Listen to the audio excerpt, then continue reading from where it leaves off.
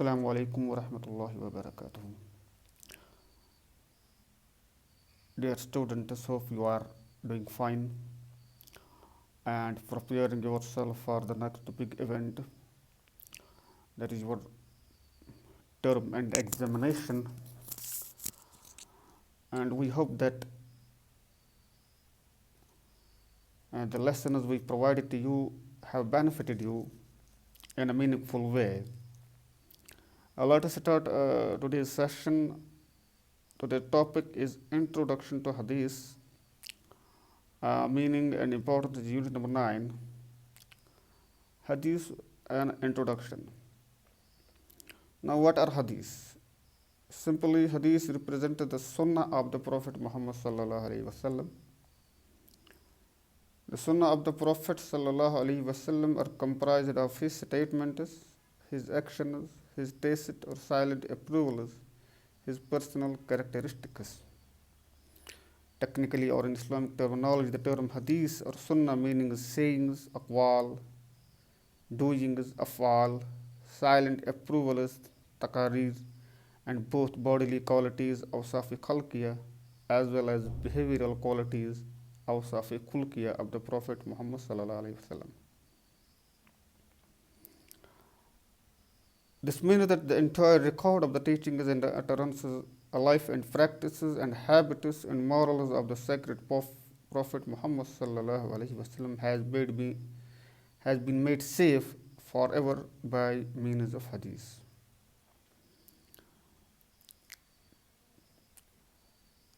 Classifying our actions,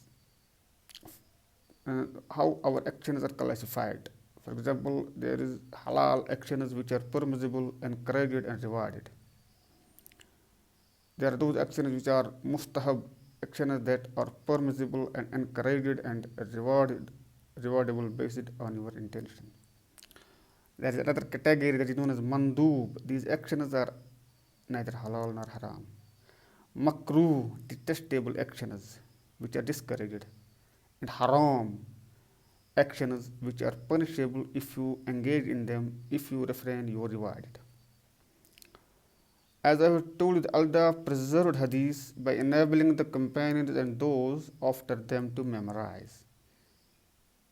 That is, the companions, they wrote down and passed the statements of the Prophet Muhammad sallallahu alaihi wasallam, and they remained continue to practice the description of Prophet's way. As Allah subhanahu wa ta'ala has said, Inna nahnu nazzalna zikra wa inna lahu lahafizun, we have without any doubt sent down the zikr, and we will assuredly guard it from corruption. Hadiths have also been protected by people whom Allah has guided, such as different muhaddiseen and huffaz, memorizers of the Quran and memorize of the hadith as muhaddiseen.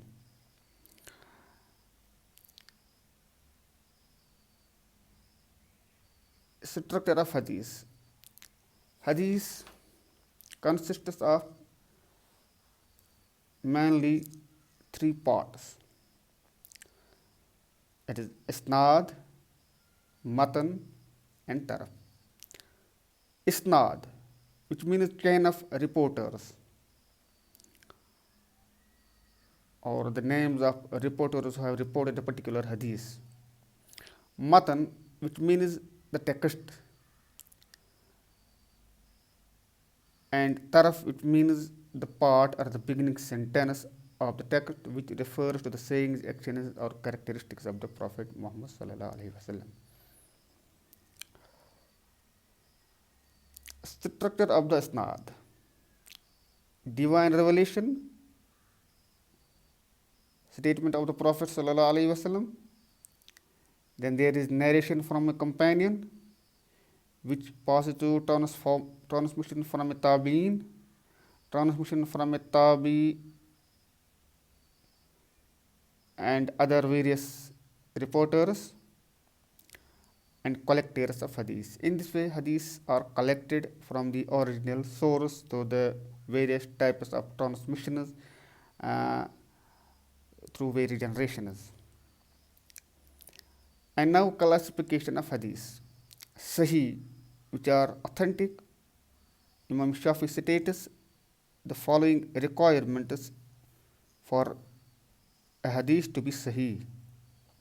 Each reporter should be trustworthy in his religion. He should be known to be truthful in his narrating, to understand what he narrates, to know how a different expression can alter the meaning, and to report the wording of the hadith verbatim, not only its meaning. Hasan, which means good, it is the one where its source is known and reporters are unambiguous. Then there is the third category of hadith, that is za'if, which means a hadith which is weak, which follows, which fails to reach the status of Hasan. Then there is mawzu, which means fabricated or forged.